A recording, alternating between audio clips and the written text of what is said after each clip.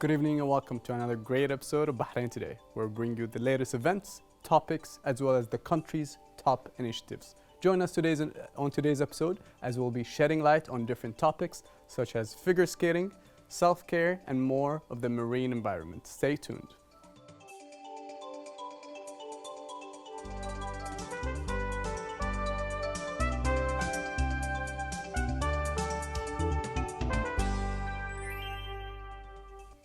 Icebreakers ice skating team have put an amazing performance that showcased the skills of around 60 local children and adults aged 4 years till 21 years old.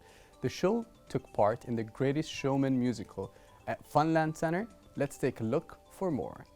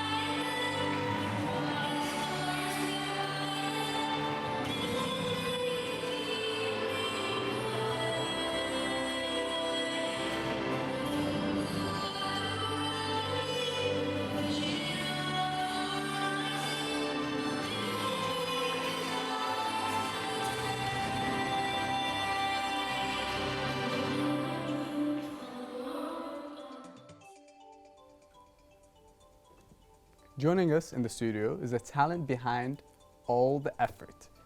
Figure skating coach Michelle Roux. How are you, madam? Very nice to meet you. Oh, it's our pleasure. How are you doing? Yes, having it's an a honor good to day? be here today with BCB. Thank you very much. You're welcome, madam. Thank you for being here. So tell us about the beginning of the association. Yes, so I've built the school about 4 years ago. Right. When I started coaching at Funland. All right. Now, not many are aware, actually, in Bahrain, that there is a rink. There is a rink in the desert, and it really is a wonderful one, managed by Adel Rasti. All right. And I started coaching there, just a few students. And I And must now be it's so started happy to to grow, say huh? it grew, and I can say that we're about 80 students now, Wow. all different levels. Impressive. Girls, boys, Wow, that's all wonderful. nationalities, Right. and all kind of levels as well. So I really teach from the beginners all the way to the intermediate and to the advanced. Amazing. So And I was very astonished to see the interest in coaching and in a sport that's very new to Bahrain. yeah, right. So tell us about the show that you're working on now. Yes, so the show that I chose the dramatic musical called The Greatest Showman Greatest because Showman. to me it really represents everything that skating's about. Ah. It's about dreams coming true, Wow. about working, perseverance, Right. building, being your own self, being your own character, your personality, and not having a fear of it. And I thought that it's all about magic. Oh, wow. Music, It is magical. colour. Ice is always magical, right? It's very alive, the musical. And Yes. if you can portray and express that on the ice, it's right. lovely because the skaters during a show, it's all what is fun. All the training, there needs to be a merit to that, and actually Right. have the opportunity to show what you've been Right. training for all year So round. what criteria do you, what was the criteria for you to choose the individuals to skate for that certain show? I know my students, and Okay. I know what they thrive and what makes them go and what makes them excel. And some of them I'd like to work on their personality and to actually come out from themselves. And really, once you're on the ice, you feel you're somewhere else, you're in your own world, and you create that own piece of magic, piece of art. Fairy tale. And that's exactly That's what I remember. Exactly, and it's like a dream, and Right. that's how I allowed. And what I liked about The Greatest Showman, it really is so diverse. Right. So you have characters that are fairy-like, more princess. You have gymnasts, you have clowns, you have dramatic. Wow. And skating really is a lot of drama. Definitely. And this is what I thought the show is all about. And it was lovely to see that. Yeah, right. So to tell life. us about the preparation of the show. It must have been hectic. Very much so. Also the logistics of it, because it's more story. And you need to have everyone together, but very, very bonding, to see how lovely the children bond together. It was an extremely beautiful experience. For the skaters I can feel your passion towards this, and I'm so excited to watch the show. If ever, I'd definitely come to watch it. Please do, please do. You're very, very welcome to come and watch that anytime. Right. So we'd love to have you here. The more people, the more beautiful. It really is a healthy environment for athletes to get together and learn how to express themselves, how to be themselves, how to work on a generation today that really thrive on instant gratification. This is completely the opposite. You have a year or more sometimes to work on one skill, and this can be very frustrating. So there's a lot of patience and endurance that needs to be learnt, and especially for the young generation today, where they're used to getting everything straight away. This is nothing of getting straight away. Right. So it's lovely for me to be able to pass on my my expertise and all my background that I've had onto young talents of Bahrain, and to a country that I hold so dear to my heart as well, because I have my family here and my children were born here. Right. So would you tell us a little bit more about the feedback of the audience? How was it?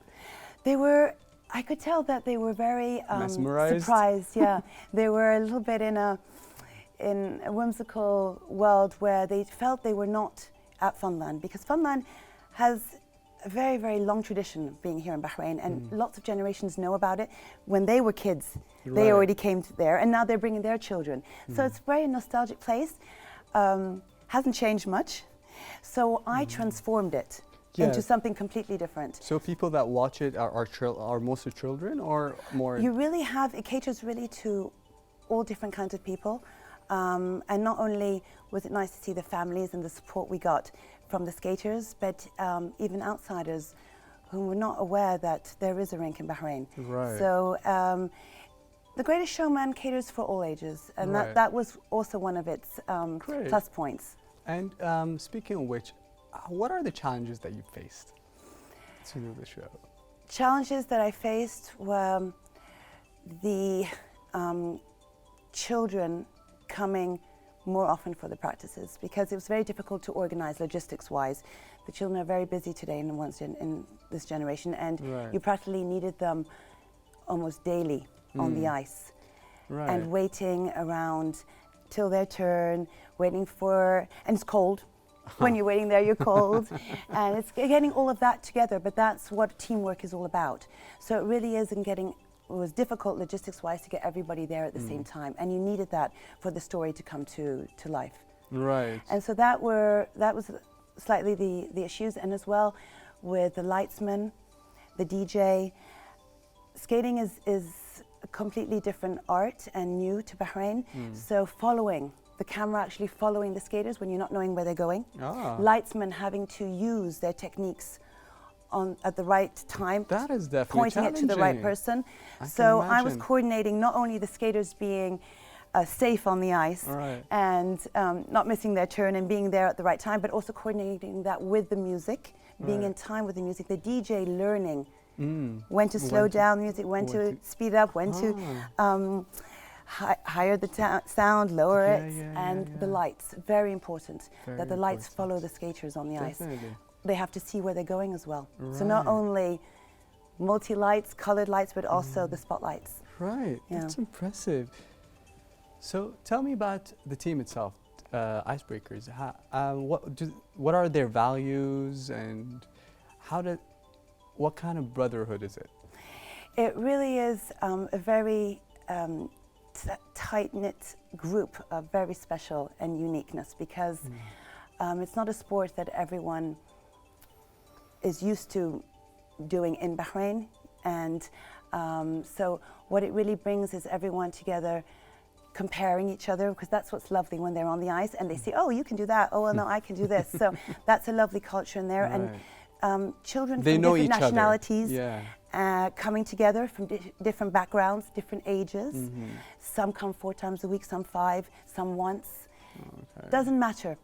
And I always tell them it doesn't matter. Irrelevant of your level, your age, where you're from. Let's be together.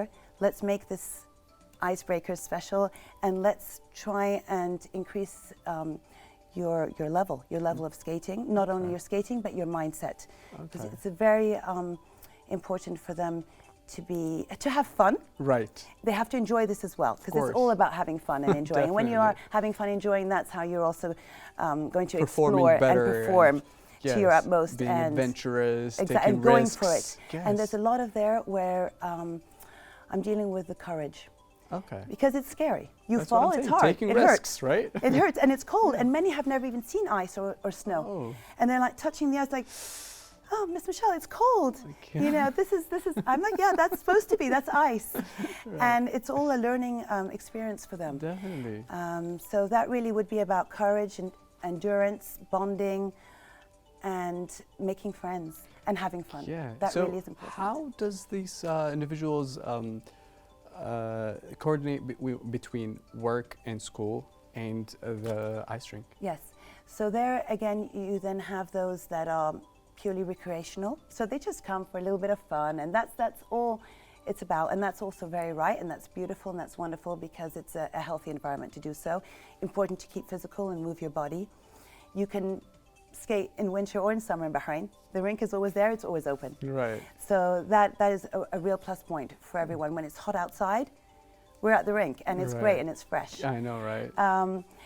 And another point is also that the kids learn to respect each other, and I have other children that come every day. Now what they try and do is they come before school. So we wake up at 4:45. We're on the ice. Wow. Some of the kids I used to pick up, and then some parents, you know, either have other children they can't manage, or I pick them up and we go to the ice. But there's amazing motivation there. And I truly respect and I love that passion that they have. So they come before school, and you go to school. I used to do this throughout my childhood. And you go to school, you're already refreshed, you've already done an hour of physical activity. I know, right? You're so hyped up and you're ready for everything, every exam, because of the blood flow that's already gone to your brain. You're not still sleepy and sluggish, and you've already done half your work. And then they go to school and they come after school again. So I have kids that come twice a day, kids that come once. It really differs. And it depends afterwards how attached you get to the sport, how much support you have from your parents. It's a full-on family affair, because alone you can't do it. You need that support and that backup from your parents coming as well. So you really have kids coming some once a week, some twice, some 3, and I support any of it, because I find every little bit counts and is wonderful to see. And Miss Michelle, what do you inspire for the icebreakers, and do you think you'll go international soon? Well, definitely, I already have. I've been with some of my skaters to Abu Dhabi. Oh, wow. We've already been in competitions there. Okay. I have another young fellow that goes to the UK, and he's just going to go next week as well, and he's competing. Wow. I have another one that's champion in Indonesia, and she's also competing internationally.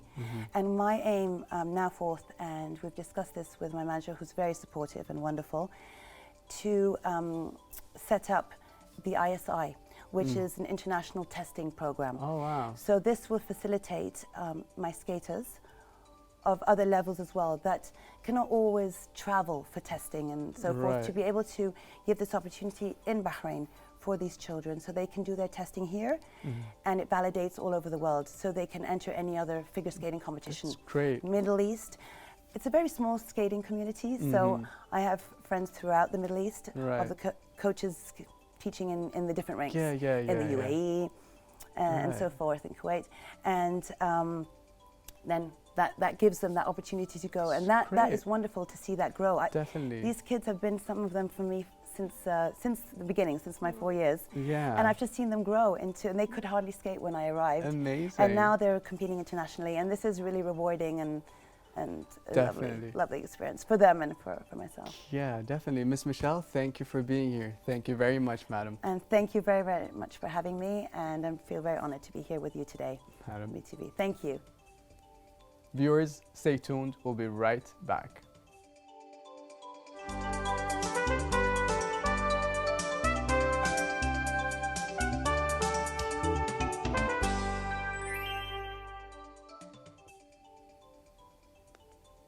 Beauty is in the skin. There is no other satisfying feeling than taking care of yourself and your appearance. Therefore, be good to your skin. You'll wear it every single day of your life. In the light of beauty and self-care, we welcome the young trader from Young Traders Organization, Jumana Zinji, founder of Juju Sweet Spa. Thank you, Jumana, for joining us. How are you doing today? I'm fine. What made you start it and at a very early age, mashallah? Well, I actually started this business when I was 7 years old, and And now you're how old? 11. Okay, so you've been an entrepreneur already for 4 years. That's like a lifetime for a lot of people. Continue. I started first experimenting with the different things, and then I began this business. All right. Well, why'd you call it Lulu Spa? Sweet Lulu. Sweet Juju. I apologize. Yeah. Because that was my nickname, Okay. and The smells are sweet? Yeah. maybe? Cool. And what kind of events have you participated in so far? I participate in Young Trader events, Okay. and I've joined the Global Entrepreneurs event. Cool. And what do you have in front of me right there? Those 3 different types of Yeah, scrub. scrubs. Yeah. These scrubs, they're very good for the body. Okay. They moisturize your skin and make them glowy, Mm-hmm. and they have like So- a sweet scent. Sweet scent. Yeah. Sweet Juju. Juju or Jojo? Juju. All right, sweet Juju, Jojo, and sorry. okay. What's your favorite one? Oh, and how are they different?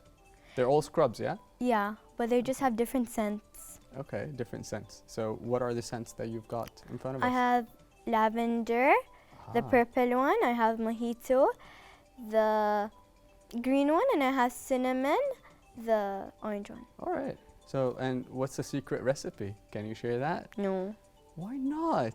because You gotta business share is the- business. It You is a can't tell business. everyone. Okay, fair enough, fair enough. That's sweet. And what's your favorite product out of all these 3? The mojito one, The mojito. Why the mojito though? because it has such a fresh smell. Huh? Lime? Lime smell? No? Okay. Minty smell. Minty smell. Cool. And who supported you to start this business for the My past? family and friends. That's great. And why you use natural products, correct? Yeah, And why do you choose to do that? because everybody wants natural things. Okay. And how did you educate yourself on that?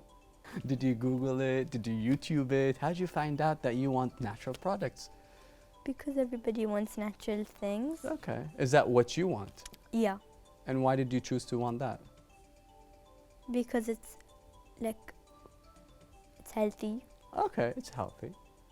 It's natural. It's Yeah. sustainable. Do you get allergies? No. Because it's natural. Yeah. Another reason.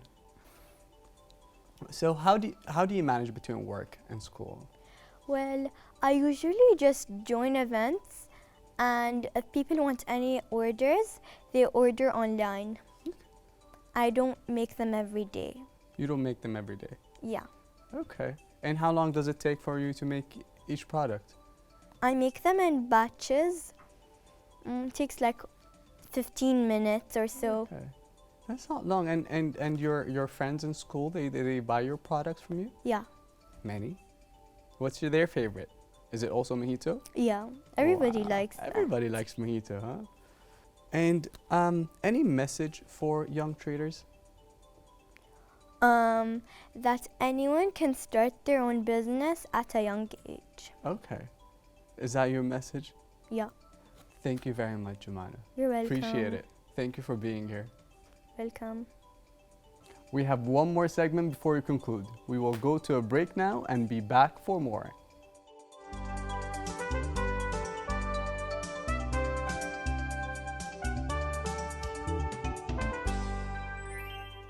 The Bahrain Diving Volunteer Team, BDVT, is a non-profit youth organization established in April 2019 with the purpose of developing marine awareness and sustainability knowledge of youth through diving activities. In line with the Kingdom of Bahrain's 2030 vision, let's take a look more in this report.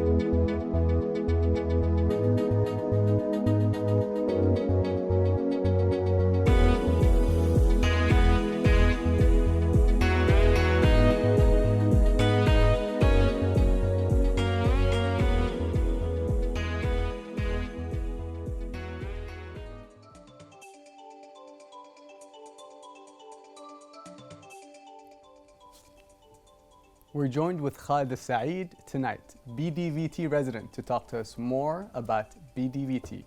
Hello and welcome. How are you, hi. sir? Good, fine. Thank you for being here.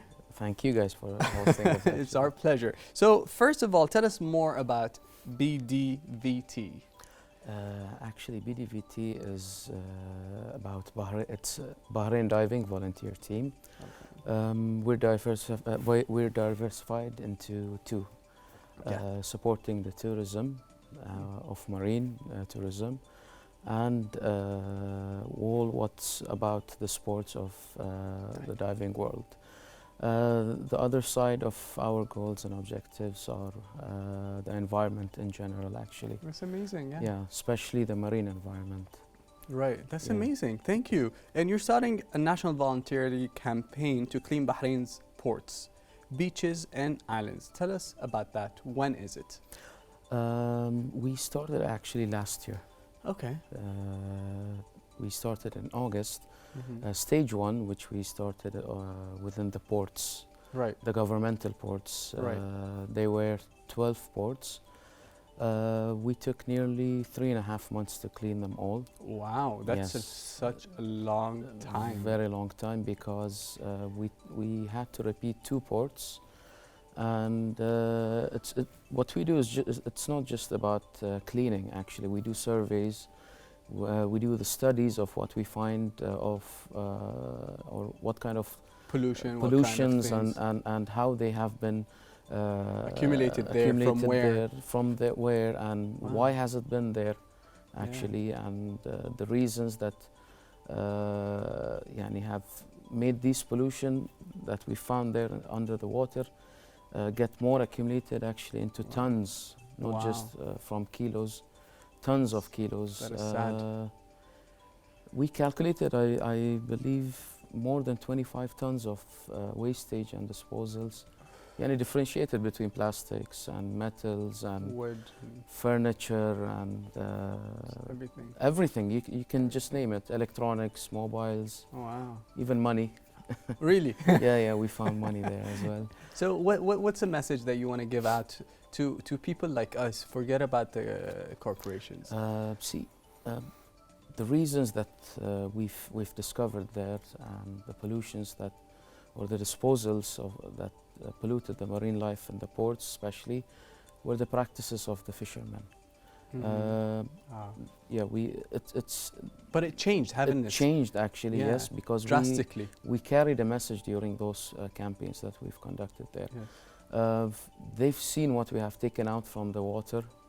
They were shocked themselves. Definitely. Yeah, of course. And you know, the media was always there with us, helping us to take all those messages and spread them out to them.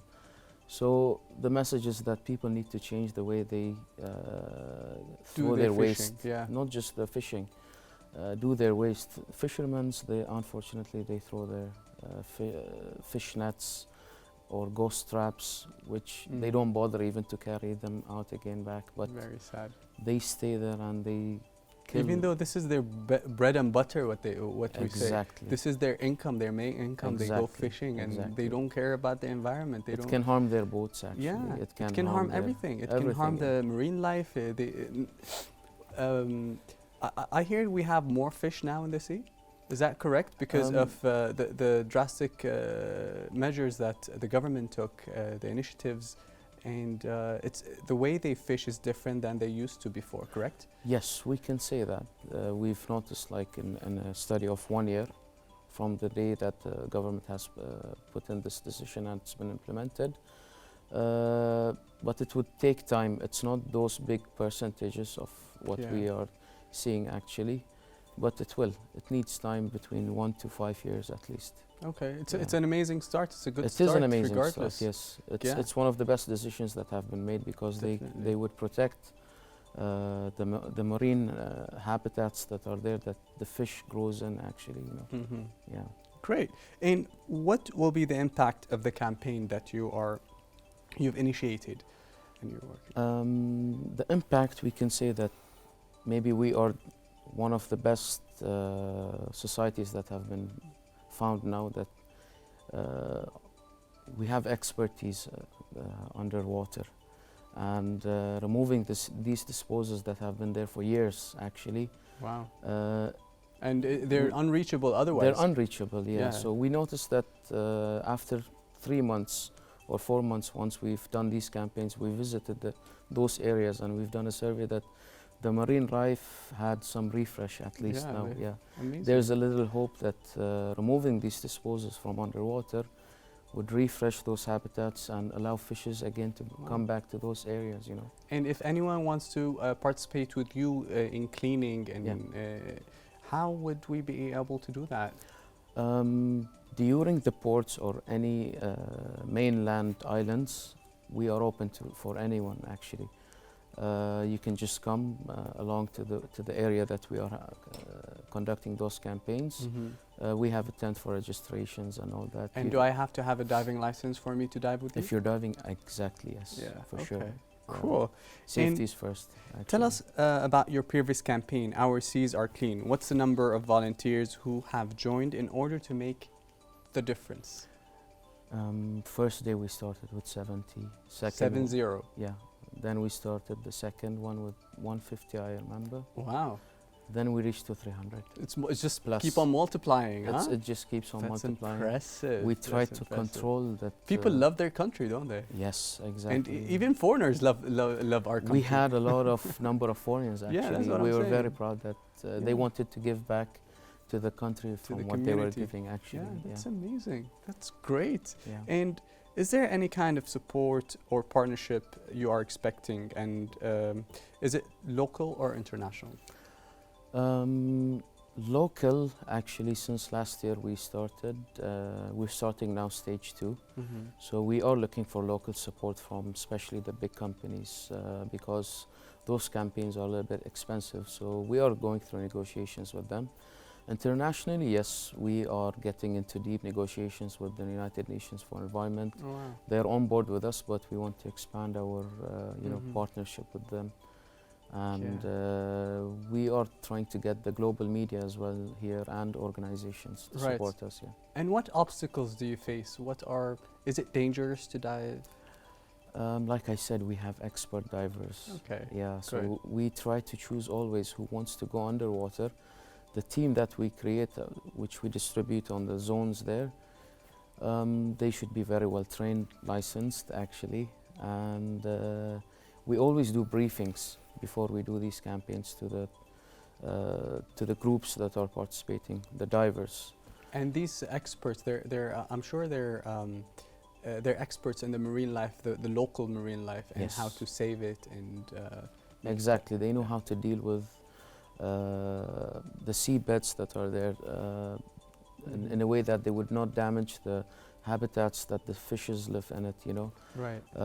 If they find the fish nets that are, just stuck there and getting those fishes attached to them, they know how to remove them without harming the seabed down there. Right. Yeah. And We use lift bags, and we use a lot of things. Right. And what do you think of the beach cleanups that happen every now and then, almost weekly nowadays? We're in love with these ideas. Yeah? Yes, It because helps a lot, huh? It helps a lot, exactly. We have the winds coming in and out weekly. The winds here, they would bring those plastic bags Right. flying in the air, and it will reach eventually from mainland to the sea. Right. These societies like Clean Up Bahrain, they're doing a well job. We partnership with them actually to Right. help us support the part of the campaign that's on the sea, Right. or let's say on the beach. for Yeah. example. And we how do the can we downpour. build more awareness for us to even give more to our beaches and volunteering, hopefully? See, like I said, people need to change the way they practice their life. If you're going for a picnic, don't leave your disposals there on the beach. You gotta remove them. Try to reduce the use of plastic, because Right. it comes back eventually in a very negative way. Brings Definitely. diseases, it pollutes the environment. Not every plastic is recyclable. Yes. Stay away from one-use.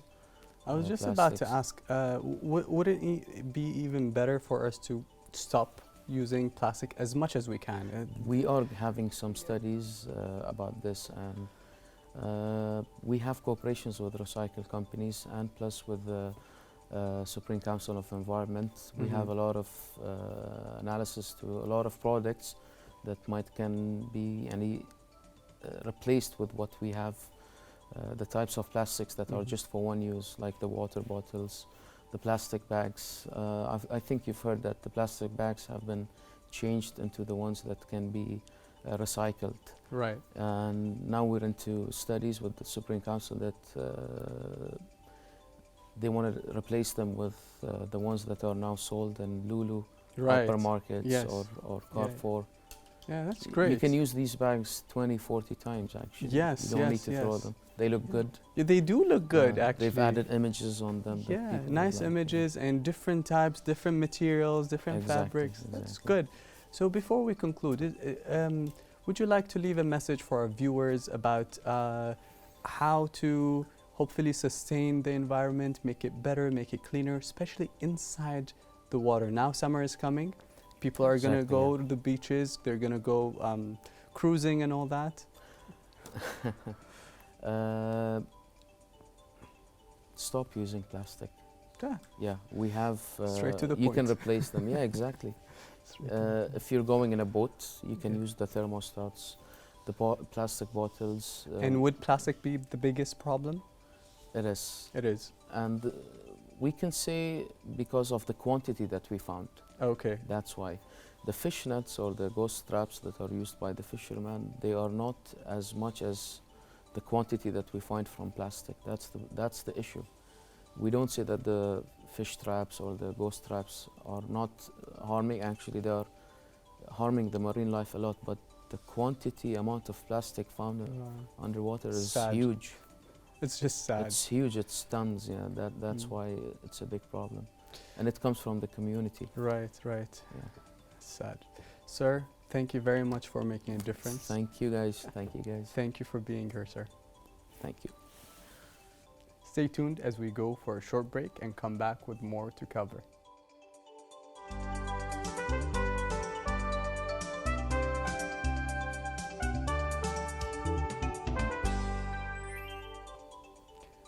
And that is all for this evening. We thank all the guests who were with us today, and we see you next time on Bahrain Today. If you'd like to be with us on the show or have suggestions or questions for us, then contact us on our accounts shown on the screen. Goodbye and God bless.